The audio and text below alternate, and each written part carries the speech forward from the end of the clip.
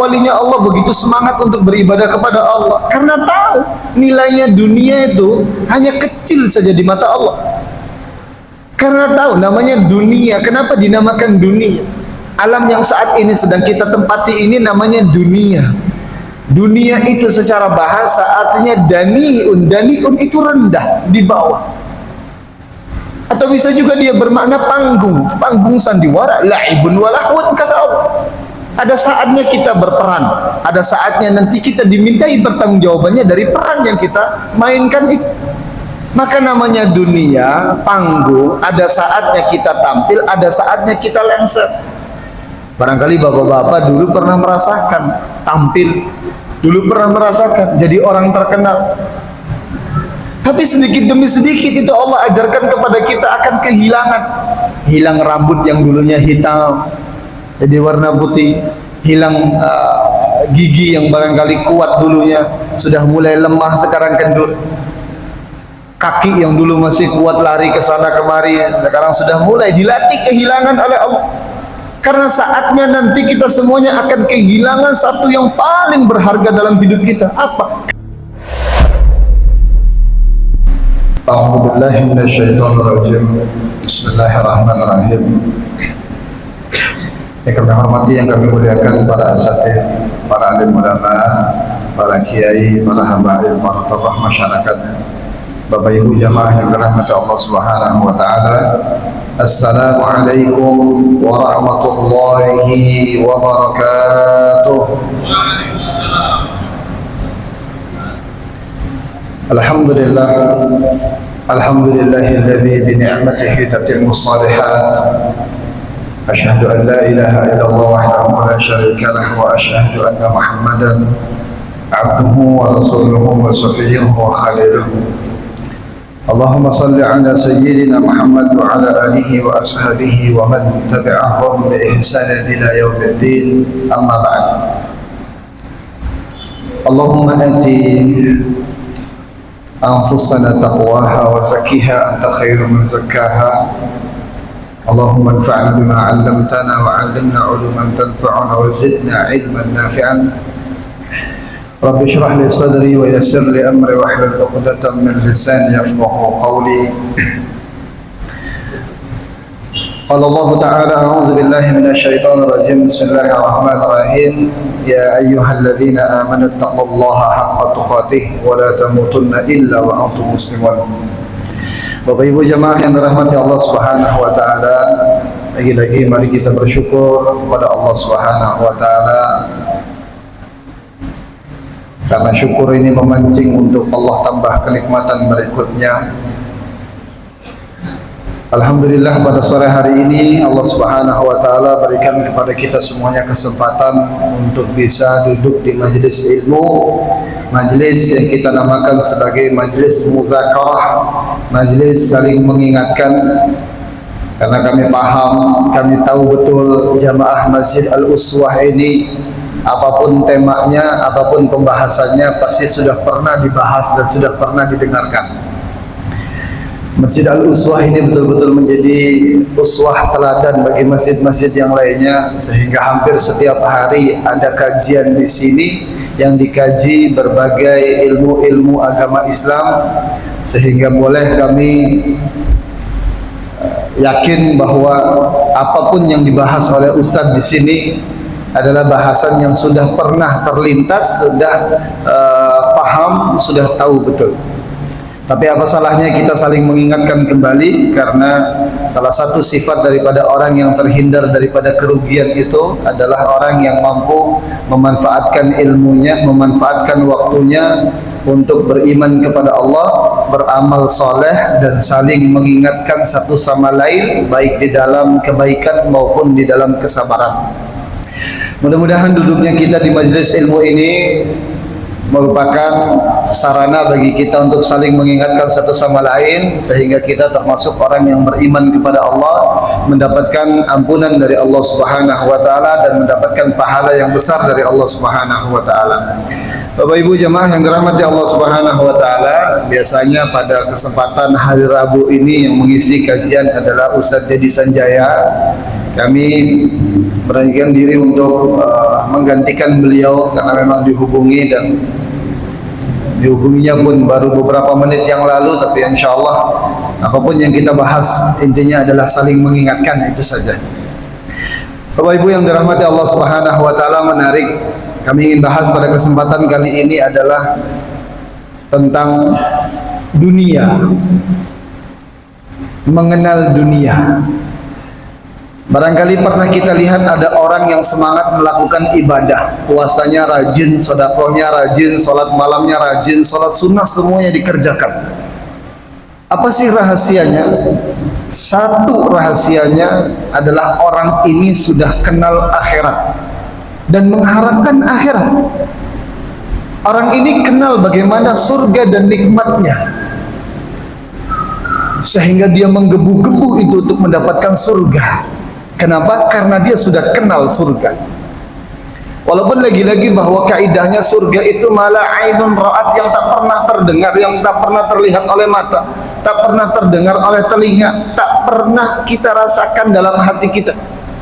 Tapi bagi orang yang sering mendengarkan ayat-ayat tentang surga, percaya betul tentang surga dan kenikmatannya yang disampaikan oleh baginda Rasulullah melalui para ulama-ulama Islam, maka hidupnya semakin terpacu untuk mendapatkan kenikmatan surga itu.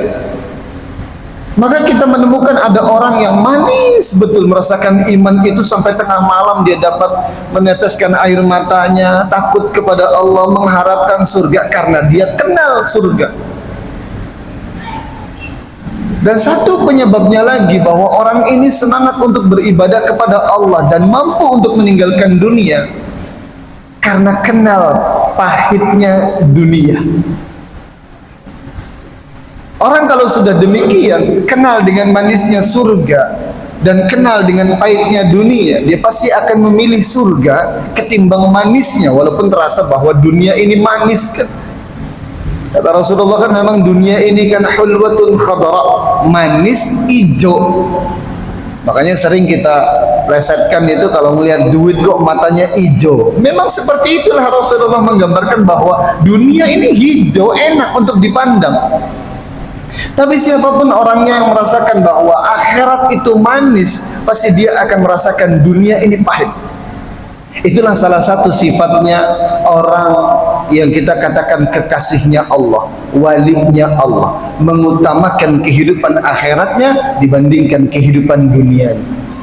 Satu kitab yang kami bawa pada kesempatan sore hari ini adalah At-Thariq ila Wilayatillah, jalan menuju kewalian Allah Subhanahu wa taala, atau jalan menuju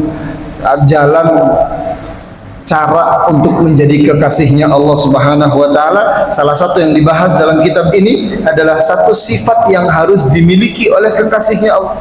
Kalau dibilang kekasihnya Allah, walinya Allah itu siapapun di antara kita berpotensi untuk menjadi orang yang dicintai Allah, Babu. Bukan yang kita dengar saja, oh walinya Allah tuh orang yang sakti, orang yang bisa berjalan di atas air, orang yang bisa berjalan di atas awan, orang yang tahu masa depan. Tidak, tapi walinya Allah itu kita semuanya berpotensi untuk menjadi kekasihnya Allah.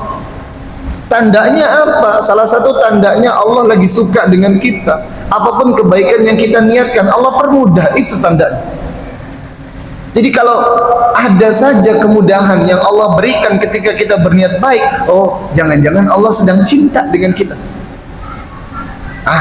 Bapak Ibu yang dirahmati Allah Subhanahu wa taala, yang kita bahas pada pertemuan kali ini adalah tentang satu sifat yang mesti dimiliki oleh walinya Allah, yaitu az-zuhdu wa taqallul minad dunya. Zuhud dan menyedikitkan dunianya. Tadi kita katakan, kenapa kok walinya Allah begitu semangat untuk beribadah kepada Allah? Karena tahu nilainya dunia itu hanya kecil saja di mata Allah. Karena tahu namanya dunia. Kenapa dinamakan dunia? Alam yang saat ini sedang kita tempati ini namanya dunia. Dunia itu secara bahasa artinya daniun. Daniun itu rendah, di bawah. Atau bisa juga dia bermakna panggung, panggung sandiwara, la'ibun walahun, kata Allah. Ada saatnya kita berperan, ada saatnya nanti kita dimintai pertanggungjawabannya dari peran yang kita mainkan itu. Maka namanya dunia panggung, ada saatnya kita tampil, ada saatnya kita lengser. Barangkali bapak-bapak dulu pernah merasakan tampil, dulu pernah merasakan jadi orang terkenal. Tapi sedikit demi sedikit itu Allah ajarkan kepada kita akan kehilangan. Hilang rambut yang dulunya hitam jadi warna putih, hilang gigi yang barangkali kuat dulunya sudah mulai lemah sekarang kendur. Kaki yang dulu masih kuat lari ke sana kemari sekarang sudah mulai dilatih kehilangan oleh Allah. Karena saatnya nanti kita semuanya akan kehilangan satu yang paling berharga dalam hidup kita. Apa? Kematian. Hilang arwah kita, hilang ruh kita, hilang semua dunia kita. Dilatih. Latihan itulah yang semestinya harus mengikis emosi dan juga hawa nafsu kita. Tapi Rasulullah pernah bilang bahwa orang itu semuanya akan menua, tenaganya pun akan menua, rambutnya pun akan menua, semuanya akan menua gitu. Kecuali satu hal, apa itu? Hirsud dunya, keinginan untuk menggapai dunia. Sampai kapanpun, sudah tua pun masih tetap ingin mendapatkan dunia. Maka walinya Allah, kekasihnya Allah, dia mesti tahu, dia mesti paham bahwa dunia ini tidak akan ditinggal mati. Orang kata Rasulullah kan gitu, mengingatkan kepada kita semuanya kan, nanti ketika seseorang meninggal dunia, itu yang akan ikut ke pemakaman kita 3 hal. Apa itu 3 hal? Keluarganya, hartanya, amalnya. Wa yarji'u isnain, yang 2 itu akan pulang. Apa yang pulang? Keluarga akan pulang. Secinta apapun keluarga kita kepada kita, istri kita cinta kepada kita, takkan mampu dia akan tinggal di atas pemakaman kita lama. Awalnya sudah macam-macam yang dipikirkan oleh orang rumah barangkali kan. Sudah memikirkan harta waris dibagi kemana.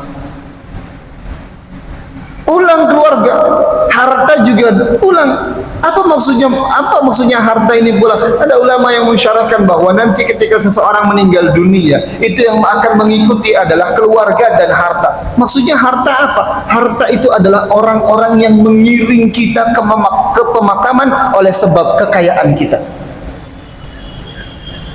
Ya, karena kalau kita bandingkan kan antara orang kaya sama orang yang miskin,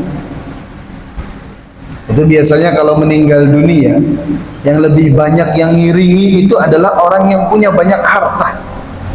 Maksudnya Rasulullah ingin mengatakan kepada kita, ada orang-orang yang nantinya ketika kita meninggal dunia, dia pun ikut ke pemakaman kita. Tapi ketika kita masuk ke liang lahat, dia pulang bersama dengan keluarga kita. Wa yabqa wahid, satu yang akan tinggal bersama kita, amal ibadah kita, menemani kita. Ada ulama yang mengatakan itu amal ibadah itu suatu saat nanti sebelum malaikat mungkar nakir datang bertanya kepada kita, dia amal ibadah itu akan datang terlebih dahulu menemani kita. Andai amal ibadahnya baik, maka sama saja kita itu sedang mendandani amal ibadah kita. Semakin sering kita beramal saleh, semakin baik nanti makhluk yang akan menemani kita di alam kubur. Tapi kalau lama kita tidak beramal saleh, baca Quran kita sudah lama kita tinggalkan, sama artinya makhluk yang akan menemani kita tak pernah kita dandani, tak pernah kita mandikan. Ya, kalau kita bayangkan saja ada kawan kita yang tak mandi 1 minggu saja, duduk sama kita asal 2 menit saja kan kita tak betah. Apalagi amal soleh ini menemani kita di alam kubur. Kalau kita tak pandai mendandaninya, tak pandai memandikannya, ketika kita masih hidup di dunia ini, yang akan menemani kita adalah tetap akan ada itu makhluknya. Amal soleh, namanya amal soleh, yabqa itu akan tetap di alam kubur kita. Maka Masya Allah, lagi-lagi tadi bahwa orang yang dianggap kekasihnya Allah adalah orang yang menyedikitkan hartanya saja. Dalam kitab ini pertama kali dibuka dengan ayat Al-Quran yang menyebutkan tentang bagaimana sih dunia, agar kita mengenal dunia. Maka perlu sesekali kita berkhalwah, menyendiri, menepikan diri dari keramaian untuk merenungkan siapa sih diri kita sebenarnya. Mau apa sih kita ada di alam dunia ini? Sampai kapan sih kita ada di sini? Lalu bagaimana nanti sepeninggalan kita kalau kita sudah tinggal, kalau kita sudah tiada di dunia ini, bagaimana dunia ini? Dunia akan tetap berjalan sedemikian rupa. Keluarga kita tetap akan tertawa terbahak-bahak. Pasangan kita barangkali sudah mencari lagi pasangan lain. Harta yang dulu kita mati-matian mencarinya, oh sudah ramai dibagi-bagi oleh orang ahli waris kita. Adapun kita meninggal dunia, berada di alam akhirat, oh diperhitungkan satu demi satu daripada harta yang pernah kita miliki. Oh, Masya Allah, luar biasa. Hidupnya manusia itu begitu singkat. Katanya ada orang mengatakan, Imam Hasan Bisri, beliau mengatakan bahwa hidupnya manusia itu betapa singkat. Dia bagaikan waktu antara azan dan iqamah. Ketika seseorang lahir diazani, tapi tidak ada iqamah. Iqamahnya kapan? Nanti. Salatnya kapan? Mohon maaf, salatnya kapan? Salatnya nanti. Diazani saja tapi tidak ada salat. Salatnya nanti ketika seseorang sudah meninggal dunia, baru itu didirikan salat. Maka Imam Hasan Basri beliau mengatakan bahwa betapa singkatnya hidupnya manusia itu. Diazani kemudian nanti disalatkan. Bagaikan antara waktu azan dan didirikannya salat. Betapa singkatnya hidup manusia. Sejarah panjangnya itu hanya dituliskan di atas batu nisan yang semakin hari semakin lapuk. Itu pun hanya 3 baris saja. Tempat tanggal lahir, nama, tempat tanggal lahir, tempat wafat atau tanggal wafatnya, selesai. Pendek sejarah yang katanya panjang itu dituliskan begitu pendek. Maka ahli walinya Allah, kekasihnya Allah itu lebih memilih kehidupan yang panjang nanti. Biarlah hidupnya dunia ini, hidup di dunia ini, ya rizki pun sudah dipatok oleh Allah katanya. Makanya beliau katakan lagi, Ibrahim bin Adham itu mengatakan bahwa untuk urusan akhirat, ayo kita bersegera untuk menggapainya. Karena tidak mungkin amal ibadah kita dikerjakan oleh orang lain. Adapun urusan dunia, jangan terlalu tergesa-gesa kita menggapainya. Karena tak mungkin juga rizki kita dimakan oleh orang lain. Namanya rizki yang sudah dipatok oleh Allah, itu akan menjadi milik kita. Adapun pahala, kalau tidak kita yang mengerjakan, mau siapa lagi yang mengerjakan? Ini pertama ayat yang ingin disebutkan dalam bab zuhud ini adalah qauluhu ta'ala, a'udzubillahi minasyaitonirrajim, bismillahirrahmanirrahim, innama masalul hayatid dunya kama in anzalnahu minas sama.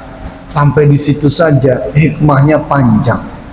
Kata Allah, sesungguhnya kehidupan dunia ini bagaikan air yang kami turunkan dari langit. Bapak-bapak, ibu-ibu barangkali pernah mengharapkan, andai punya uang banyak, langsung datang kepada kita uang yang 1 tas misalnya, atau banyaklah uang yang banyak, kayaknya bisa ini, bisa itu, segala macam. Tapi Allah umpamakan kehidupan dunia kita ini bagaikan air hujan yang Allah turunkan dari langit. Pernah kita bayangkan bagaimana air hujan itu turun, Pak Bu? Itu air Allah kumpulkan menjadi awan mendung. Awan mendung itu isinya adalah air yang numpuk di situ. Tapi setelah air yang numpuk tadi, Allah tidak turunkan air itu secara langsung.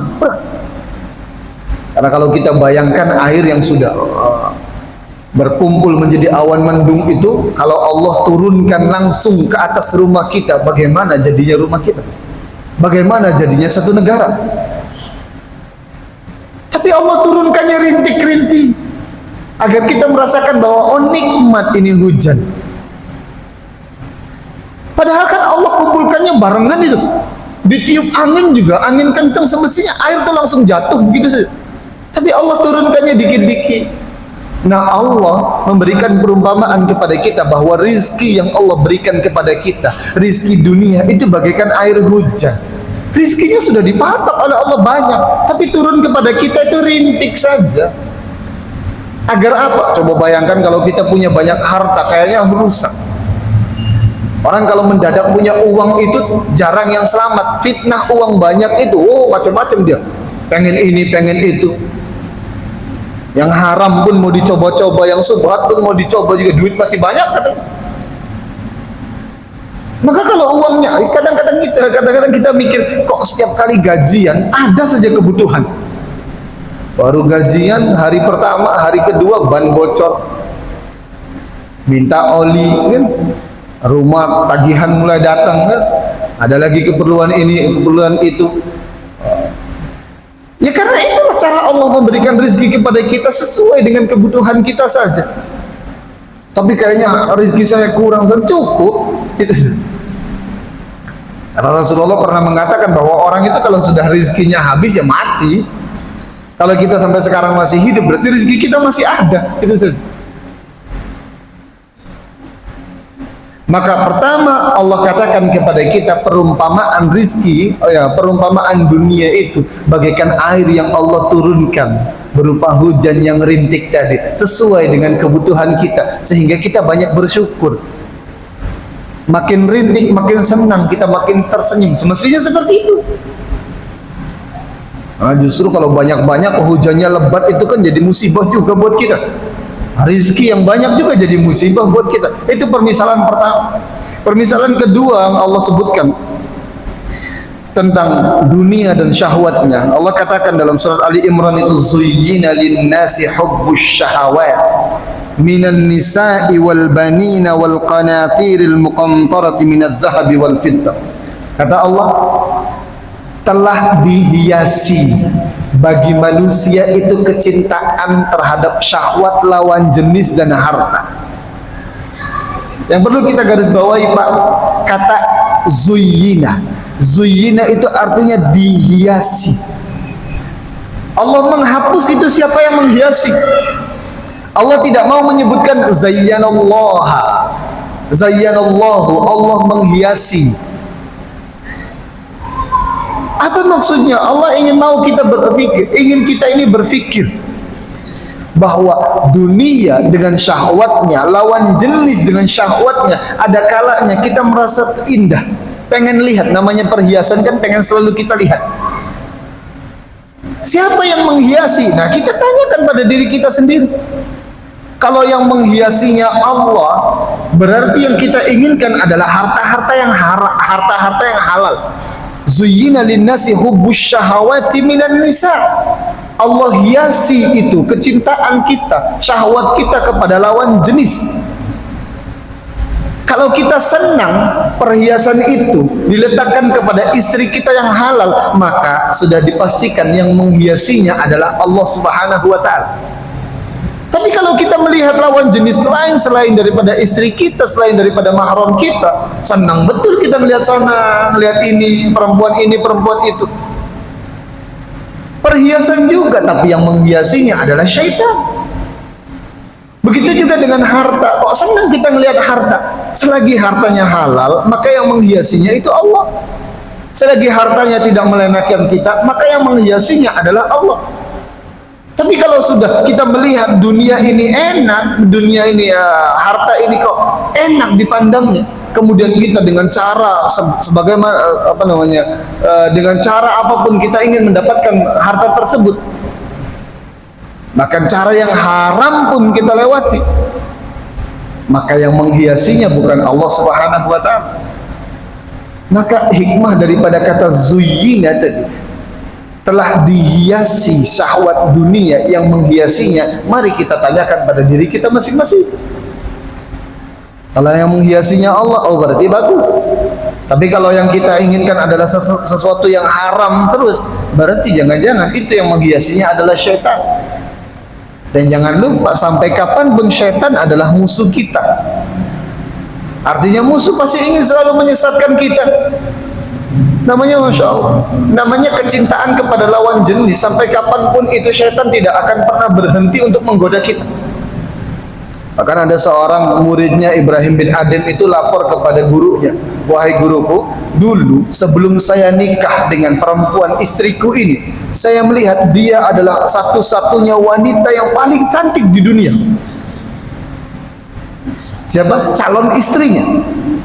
Dia paling cantik, nggak pernah lagi saya menemukan ada wanita yang lebih cantik daripada calon istri. Tapi hari di mana saya melamarnya, mengkhidbahnya, saya lihat rupanya tetangganya lebih cantik dari dia. Rupanya kawan yang biasa main dengan dia lebih cantik daripada dia. Itu pas waktu saya mengkhidbah, kata. Rupanya ketika saya menikahi, hari di mana saya menikahi istriku, saya lihat semua wanita yang ada di dunia ini lebih cantik daripada istriku. Apa masalahnya? Gurunya Ibrahim bin Adham hanya senyum saja. Itu masalahnya bukan pada istrimu, bukan pada wanita di dunia ini juga, tapi masalahnya ada pada matamu dan syahwat matamu. Andai kau tundukkan pandanganmu, kau anggap yang paling cantik itu istrimu, tetap istrimu sampai kapanpun menjadi wanita yang paling cantik. Kemudian sampai diibaratkan oleh Ibrahim bin Adham, andai engkau tidak bisa menjaga pandangan dan hatimu, kau nikahi semua wanita yang ada di dunia pun, mohon maaf, anjing pun terlihat lebih cantik dibandingkan dengan istrimu. Artinya apa? Hawa kita, nafsu kita, setan tadi menghiasi diri kita. Kalau macam-macam itu, makanya jadi masalah itu ya bukan keinginan bapak-bapak yang pengen nikah 2, 3, tapi coba tundukkan pandangan kita, anggap istri kita ini yang paling cantik. Sampai kapanpun kita tetap cinta itu sama istri kita. Cuma kalau sudah pandangannya ke sana kemari, macam-macam itu. Kalau bisa nambah terus gitu. Itu urusan dunia, ayat-ayat tentang dunia. Sekarang ke hadisnya. Amal ahadisul lati waradat fi dhammid dunya fa katsiratun jiddan. Adapun hadis-hadis yang berhubungan dengan terkait dengan buruknya dunia maka banyak sekali. Salah satunya Rasulullah sallallahu alaihi wasallam katakan dari hadis yang diriwayatkan oleh Abu Hurairah, ta'isa abdud dinar wad dirham wal qatifah wal khamisah in u'tiya radiya wa in lam yu'ta lam yarda. Celakalah orang yang menjadikan dirinya sebagai hamba harta, hamba pakaian bagus, hamba perhiasan-perhiasan mewah. In u'tiya radiya, kalau dikasih dia baru senang, tapi kalau belum dikasih dunia, cemberut terus, ini bahaya. Rasulullah ingin mengatakan kepada kita, jangan sampai kita ini menjadi hambanya dunia. Fikirannya, fokusnya hanya memikirkan dunia saja. Urusan akhirat pun akhirnya patokannya adalah dunia. Orang miskin bilang nantilah ibadahnya kalau sudah kaya. Kalau belum kaya, nanti sibuk saya mencari kekayaan. Bahkan ini bahaya. Allah katakan dalam surat Al-Ghasyiyah itu, amilatun nasibah tasla naran hamiyah. Ada orang yang lupa, dia sibuk ingin mementaskan dirinya daripada kemiskinan, rupanya dia juga lupa untuk beribadah kepada Allah, sehingga kesibukannya justru berbuah api neraka. Nauzubillah. Orang kaya menjamin orang kaya itu kesibukannya sudah bisa dipangkas dengan ibadah kepada Allah? Tidak bisa juga, karena banyak juga orang yang kemudian dijadikan oleh Allah menjadi orang kaya, justru dia sibuk. Dipikirnya ngapain saya ibadah? Tidak ibadah saja banyak hartaku gitu. Ngapain saya sholat? Yang sholat ke masjid saja belum tentu dia banyak duitnya kayak saya. Ujian lagi-lagi gitu. Makanya Rasulullah bilang itu, badiru bil a'mali sab'an, ayo bersegera untuk beramal soleh sebelum datang 7 perkara. Salah dua diantaranya, jangan nunggu miskin baru beramal, jangan nunggu kaya baru beramal. Karena itu lagi-lagi urusan dunia. Apalagi orang kalau sudah menjadikan dirham, dinar, harta, perhiasan sebagai Tuhannya, jadi budaknya. Kita sebagai budak daripada harta itu, dikejar-kejar terus. Apa tandanya? Barangkali kita bisa memberikan standar, dan mari kita tanyakan pada diri kita masing-masing, kira-kira kesenangan kita kepada dunia atau tidak. Karena Rasulullah mengatakan salah satu tandanya orang itu menjadi hambanya dinar adalah in u'tiya radiya, kalau dikasih dia senang, kalau tidak dikasih dia cemberut. Apa kabar dengan kita? Kita kehidupannya seperti apa? Bersedekah apa yang kita harapkan? Jangan-jangan ada sedekah tapi mengharapkan dunia untuk dikembalikan saat di dunia juga. Ya memang benar, Allah pun menjanjikan kepada kita bahwa satu kebaikan itu sama nilainya dengan 10 kebaikan. Atau Allah juga mengatakan yang meminjamkan kepada Allah, Allah akan ganti itu. Tapi kan maknanya bukan materi saja. Karena boleh jadi yang Allah janjikan dalam ayat apa yang biasa kita kenal dengan 1000 dinar itu, wa man yattaqillaha yaj'al lahu makhraja wa yarzuquhu min haitsu la yahtasib. Siapa yang bertakwa kepada Allah, aku akan berikan rizki. Rizki itu kan bukan hanya materi saja.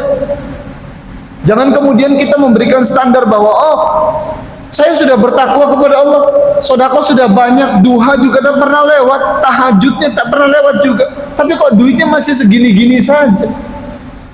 Kadang kita lupa kesehatan ini mahal, gitu kan? Kadang kita lupa kesenangan dengan keluarga itu juga mahal.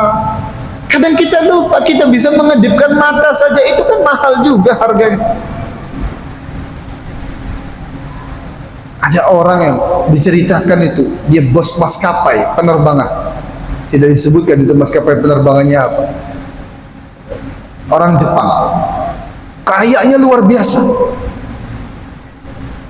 Tapi tidur itu tidak bisa senyenyak kita, Pak. Di asal tidur itu tidak boleh, dia punggungnya itu tidak bisa tidur di tempat yang empuk. Bayang. Kaya punya maskapai penerbangan tapi tidurnya harus beralaskan tikar yang kasar itu. Kalau tidur di beralaskan kasur yang empuk ini besar, langsung ototnya itu pada benjol-benjol semuanya, macam orang sedang habis dipukuli. Orang kaya, tapi kenikmatannya tidak sama dengan kenikmatan yang sedang kita rasakan, Pak. Jadi standar hidup nikmat itu kan bukan harta rupanya kan. Bisa tidur nyaman saja, luar biasa. Ada orang yang duitnya banyak tak bisa tidur memikirkan perusahaan ini, perusahaan itu. Alhamdulillah kita kan asal dengar khutbah Assalamualaikum saja, khotib Assalamualaikum sudah bisa tidur kan. Nyenyak tidurnya kan. Tak perlu pakai obat-obat lagi, asal khotib naik mimbar sudah nyenyak. Itu pun nikmat juga yang perlu kita syukuri. Ada orang kaya tak bisa makan daging, kita uangnya biasa saja, mau daging apa saja kita makan masih bisa kan, alhamdulillah juga. Maka tadi standarnya itu bukan adalah kekayaan kita. Jadi tadi salah satu pertanda bahwa orang itu sudah menjadi budaknya daripada harta. Orang itu kalau dikasih harta dia senang, kalau tak dikasih cemberut terus gitu. Hadis yang lainnya lagi, An Ibn Abbas qal sami'tu Rasulullah sallallahu alaihi wasallam yaqul law anna li ibni adam wadiyan min malin labtagha salisan. Ini dia karakteristik daripada manusia anak cucu Nabi Adam alaihi salam, bahwa kalau dikasih harta sampai hartanya pun berbentuk satu lembah, itu harta dia semuanya. 2 lembah dia dikasihkan harta, dia pasti akan mengharapkan yang ketiganya. Ini kalau kita bayangkan kayaknya sulit, Ustaz. Oke, bayangkan sajalah kalau kita suatu saat dijanjikan oleh seseorang dapat duit. Pak, Bu, nanti pulang dari kajian ini ibu bapak semuanya dapat uang gitu kan. Pulang dari sini dapat 100.000. Sebelum uang itu ada di tangan kita, kita anggap 100.000 itu besar. Tapi ketika tangan itu sudah megang uang, ada harapan lain. Kenapa tak 150 saja? Kenapa tak 120? Itulah makna lain daripada hadis ini, bahwa orang itu kalau diberikan 2 lembah emas sekalipun, dia akan minta yang ketiganya.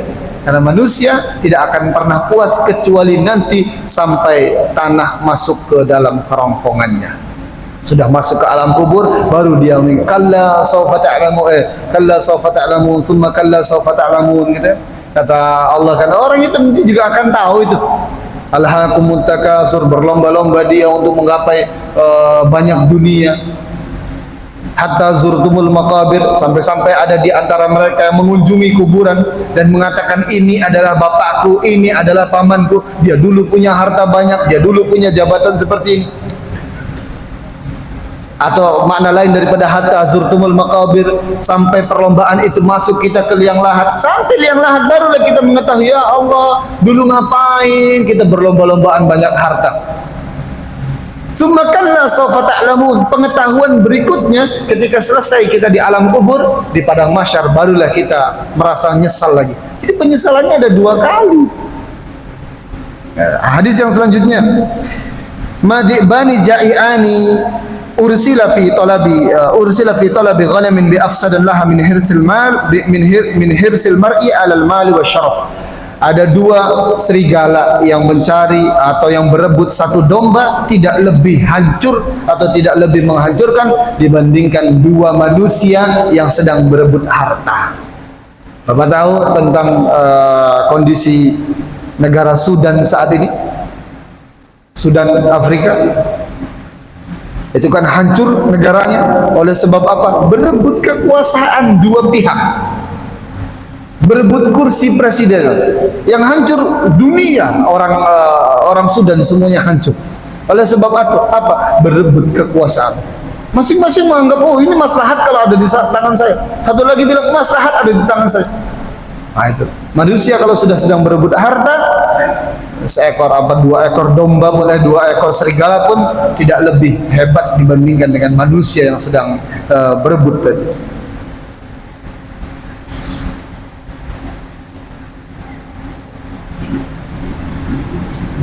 Oh ini hadis yang selanjutnya terakhir barangkali kami sebutkan ini.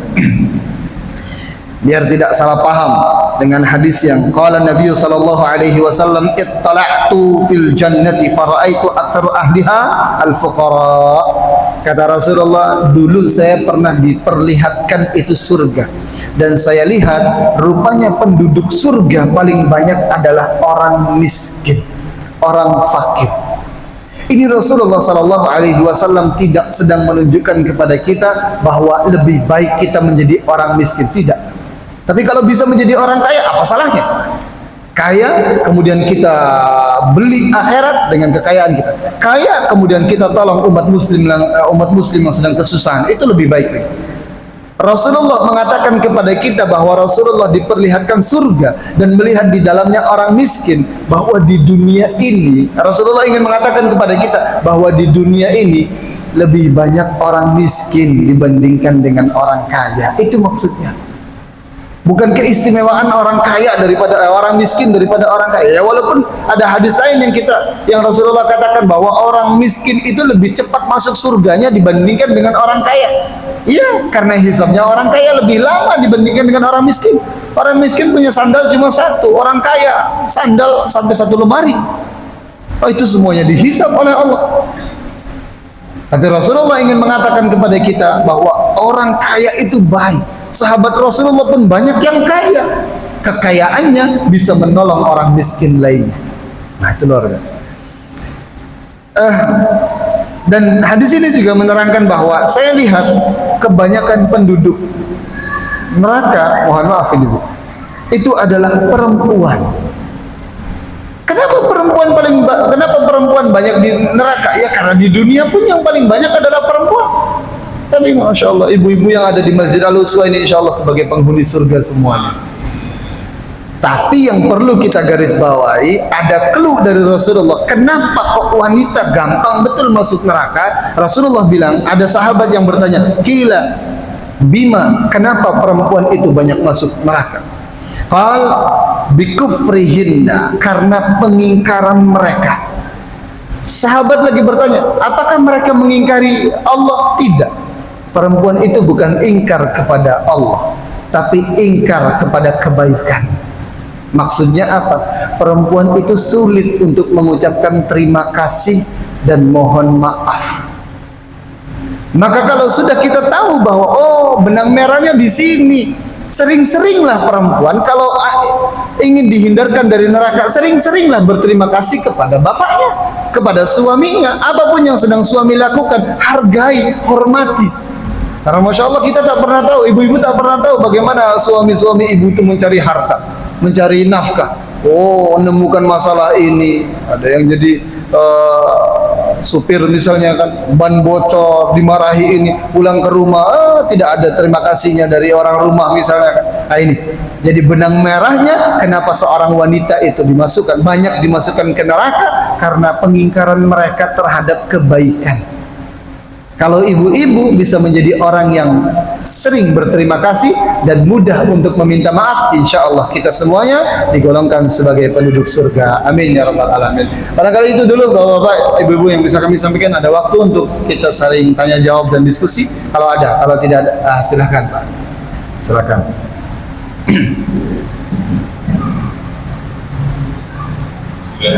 Assalamualaikum warahmatullahi wabarakatuh. Ada dua pertanyaan. Yang pertama, apakah ada dalilnya bahwasanya seorang jenazah jika sholatnya 40 peserta itu bebas dari siksa kubur atau azab kubur? Yang kedua, insya Allah jemaah ini adalah ahli ibadah sholat subuh, di mana mereka sebelum subuh itu ada sholat kemudian subuh, karena pahalanya adalah dunia terbaik daripada dunia dan ini berlangsung bertahun-tahun, artinya kita pahalanya banyak sekali. Nah, kan pahala yang sekali itu apakah betul untuk menebus surganya Allah? Terima kasih. Assalamualaikum warahmatullahi wabarakatuh. Waalaikumsalam warahmatullahi wabarakatuh. Menarik. Yang pertama, hadis diriwayatkan oleh Imam Bukhari. Beliau katakan bahwa ma min muslimin shalla ala janazatihi 40 nafar illa wajabat lahul jannah. Tidaklah ada orang muslim yang salat di atas jenazahnya atau salat bagi jenazahnya yang meninggal dunia 40 orang yu'minuna billah wa la yusyrikuna bihi syai'a. Syaratnya 40 orang itu beriman kepada Allah dan tidak mensekutukan Allah. Maka orang itu wajib bagi dia masuk ke surga. Cari 40 orang gampang atau tidak, Pak? Kita tak bisa memastikan kita memerintahkan kepada orang, ayo dong sholat dong, bapak ini aja, bapak ini saja yang sholat. Kita sudah mati.